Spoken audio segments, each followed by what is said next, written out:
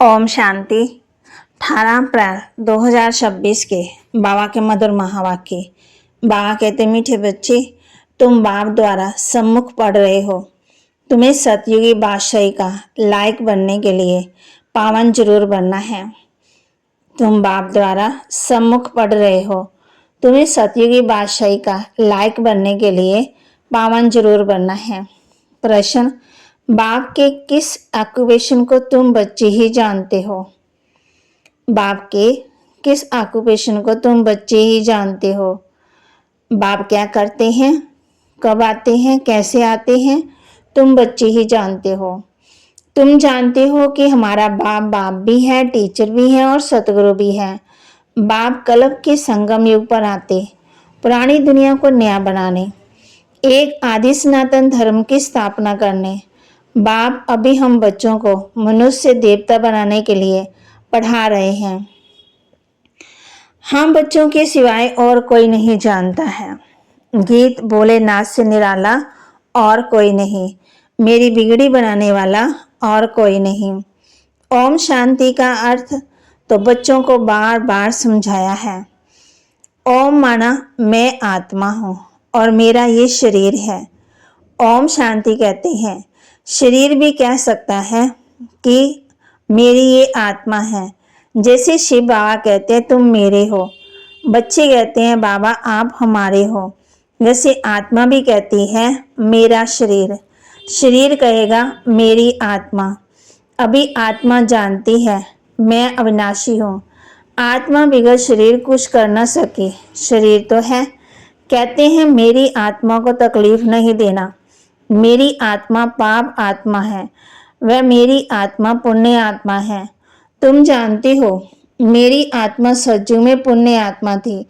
आत्मा खुद भी कहेगी मैं सतयुग से, सतयुग में सतो प्रदान अथवा सच्चा सोना थी। सोना है नहीं, ये एक मिसाल दिया जाता है। हमारी आत्मा पवित्र थी, गोल्डन एज थी। अभी तो कहते हैं इम्प्योर हो। दुनिया वाले ये नहीं जानते। तुमको तो श्रीमत मिलती है, तुम अब जानते हो हमारी आत्मा सतो प्रधान थी, अब तमो प्रधान बनी है। हर एक चीज ऐसे होती है, बाल, युवा, वृद्ध, हर चीज नए से पुरानी जरूर होती है। दुनिया भी पहले गोल्डन एज सतो प्रधान थी, फिर तमो प्रधान, तब ही दुखी है ना।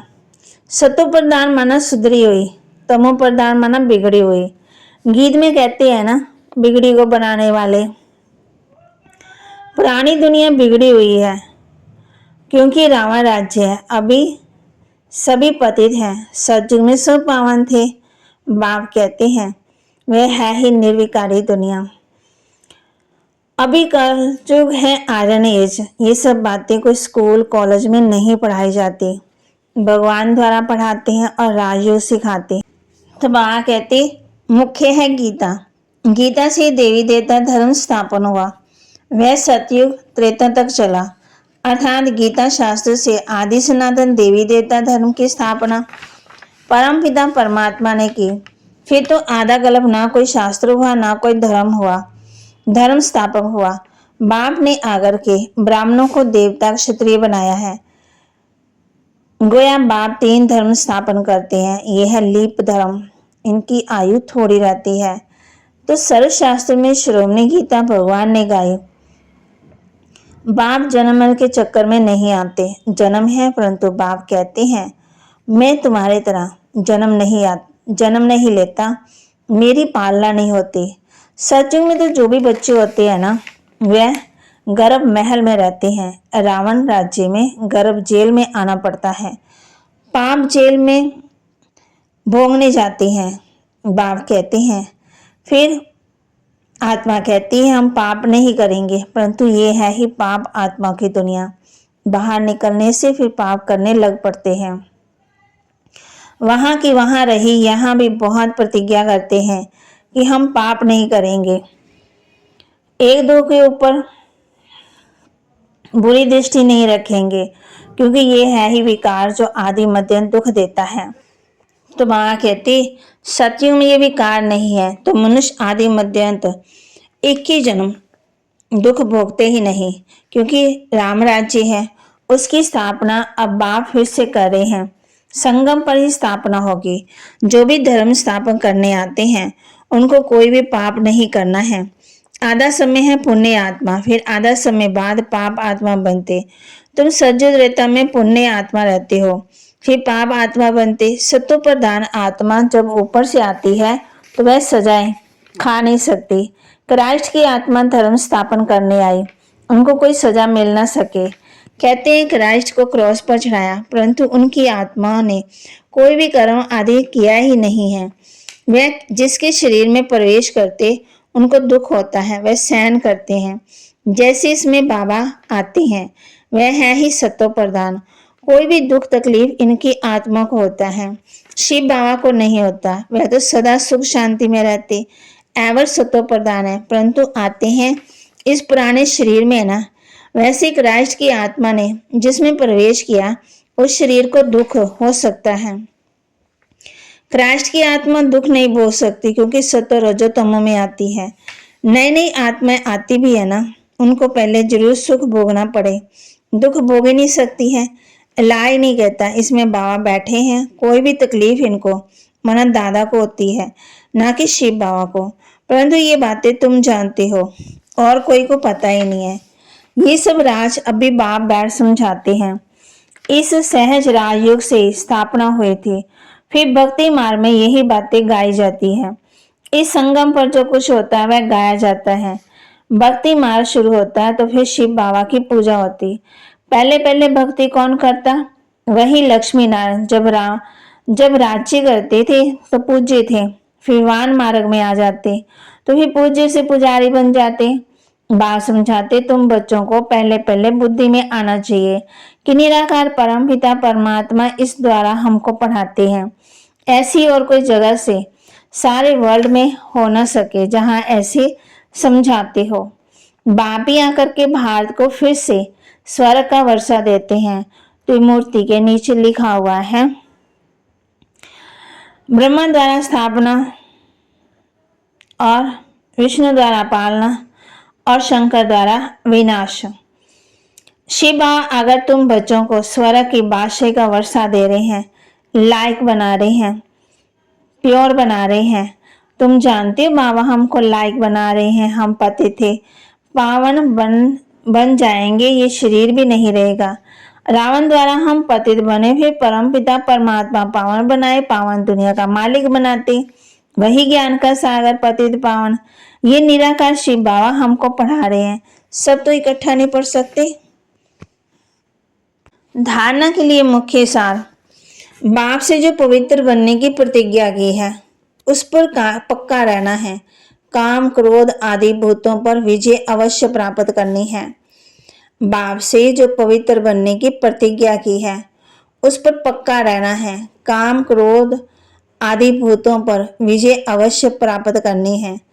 चलते फिरते हर कार्य करते पढ़ाने वाले बाप को याद करना है। अब नाटक पूरा हो रहा है, इसलिए इस अंतिम जन्म में पवित्र जरूर बनना है। चलते फिरते हर कार्य करते पढ़ाने वाले बाप को याद रखना है। अब नाटक पूरा हो रहा है, इसलिए इस अंतिम जन्म में पवित्र जरूर बनना है।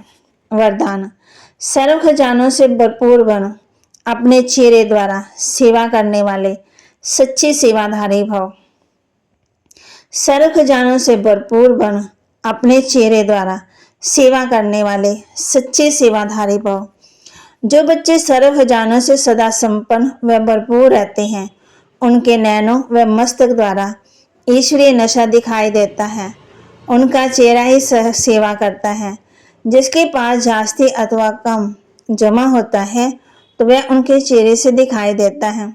जैसे कोई ऊंच कुल का होता है तो उनके चेहरे से वह झलक और फलक दिखाई देती है। ऐसे आपकी सूरत हर संकल्प हर कर्म को स्पष्ट करे, तब कहेंगे सच्चे सेवाधारी। स्लोगन, समय और संकल्प के खजानों की बचत कर कर जमा का खाता बढ़ाओ। अगर जमा का खाता बढ़ाना है तो क्या करना है? समय और संकल्प के खजानों की बचत कर कर जमा का खाता बढ़ाओ। अव्यक्त इशारे, महान बनने के लिए मधुरता और नम्रता का गुण धारण करो। जब एक दो को मीठा खिलाते हो, उसके मुख थोड़े समय के लिए मीठा होता है, लेकिन स्वयं ही मीठा बन जाओ। मुख में सदा ही मधुर बोल रहे। जैसे मीठा खाने और खिलाने से खुश होते हो, ऐसे मधुर बोल स्वयं को भी खुश करते, दूसरे को भी खुश कर देते। इससे सदा सर्व का मुख मीठा करते रहो। सदा मीठी दृष्टि, मीठा बोल, मीठे कर्म हो। मुख में सदा ही मधुर बोल रहे। जैसे मीठा खाने और खिलाने से खुश होते हैं, ऐसे मधुर बोल, मीठे बोल स्वयं को भी खुश करते, दूसरों को भी खुश कर देते। इसे सदा सबको मुख मीठा करते रहो और सदा मीठी दृष्टि, मीठा बोल, मीठे कर्म हो। तो एक दो को जब मिलते हैं तो मुख मीठा करना है। तो आज बाबा ने हम बच्चों को होमवर्क दिया है, जब भी आप किसी से मिलो तो एक दूसरे को प्यार से बोलना है, प्यार से मीठी बातें करनी है और ये गुण धारण करना है। महान बनने के लिए मधुरता और नम्रता का गुण धारण करना है। जो बच्चे सर्व खजानों से संपन्न हैं, भरपूर हैं, उनके नैनों व मस्तक द्वारा ईश्वरीय नशा दिखाई देता है। उनका चेहरा ही सेवा करता है। तो बाबा के महावाक्यों को लाइक करें, शेयर करें, सब्सक्राइब करें और अपने जीवन में जरूर जरूर जरूर धारण भी करें। ओम शांति।